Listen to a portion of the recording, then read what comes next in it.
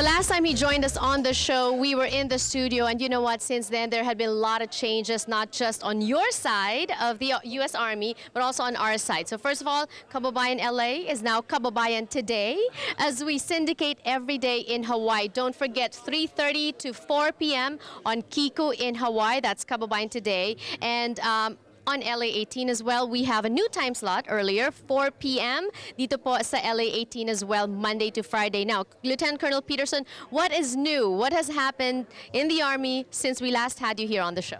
Well, I'll tell you what, it's been a great set of things. You know, we talked last time about the opportunity of bringing Filipino Americans in and those from the Philippines in the Army, and we've had huge success. To date, we have actually processed over 30 applications for Filipinos to come into the United States Army. We put 8 of those into the Army already, and they're already going on doing great things.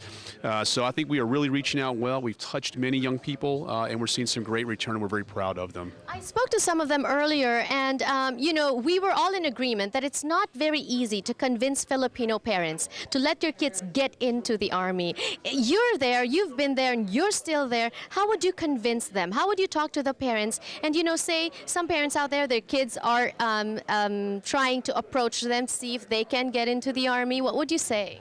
Well, I think first off, the Army is going to provide them so much in life. It's going to give them discipline, structure. It's going to take care of them, the training. And the Army is a family, and I think we talked that a little bit before we had a chance to meet. The Army is one big family, and we take care of each other, and we take that seriously. So I think for any of them that are considering service, for the parents, their young person is going to be well taken care of and well prepared. And when you talk about being a family, they don't just take care of the family within, they also take care of the family outside, which is what we call also community. And that's what these quarterly meetings are for. Lieutenant Colonel Peterson, can you tell us what exactly we talked about today and why the need for that? Yeah, today was a great example. We bring back, our group has got all folks from all walks of life. We've got some of the political sector, teachers, corporate Americans, and they want to come together. How can they help? How can we reach out? And today's focus was on the schools. It was on how can we, the Army, and as a group, give back to the community to help our young people get better prepared, better educated, to succeed in life. Not necessarily for the Army, but just to do well wherever they go. And so today was who's got a talent, a skill, a resource that we can put into our schools and help those young people out. That was what today was all about.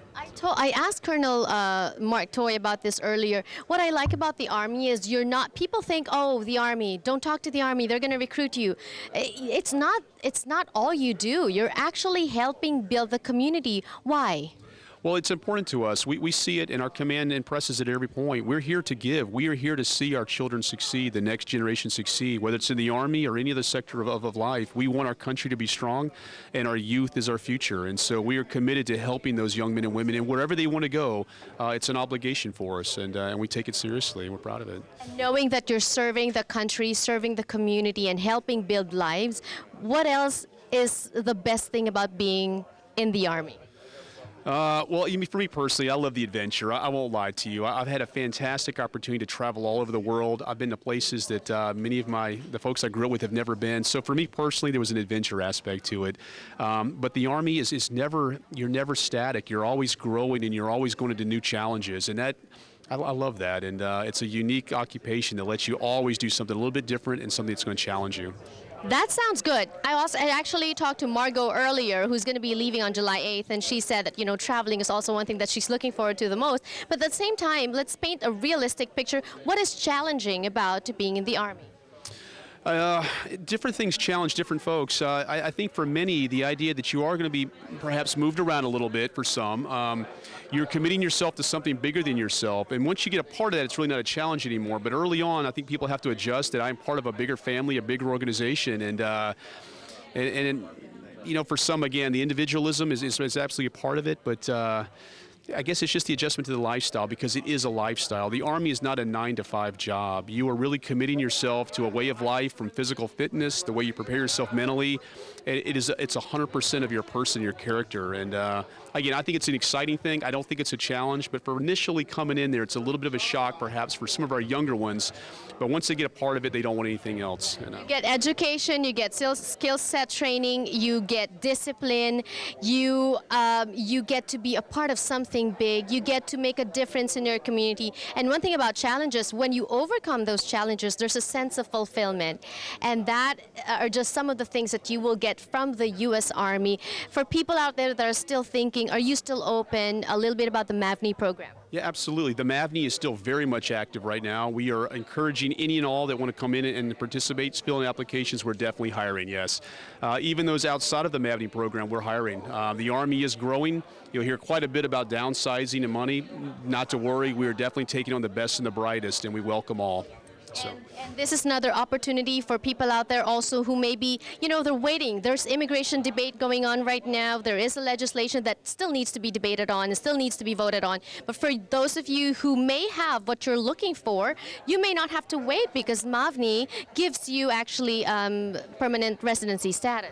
You actually get your citizenship. So as you come in the Army, that's exactly right, You will go in and you will come out a U.S. citizen. It's guaranteed. And you provide your service to the nation and you're rewarded and you're becoming a part of this great country. So okay, that's very quickly now. Requirements.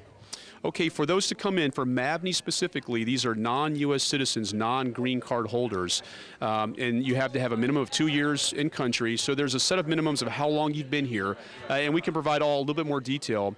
But when you come in, you will be tested on a little bit of aptitude. You have to score a certain test, score on a certain exam we'll give you. A physical fitness test will be administered just to make sure you're healthy.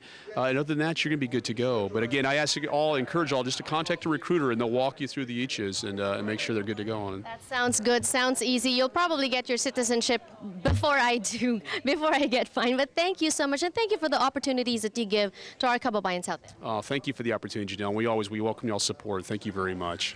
Thank you.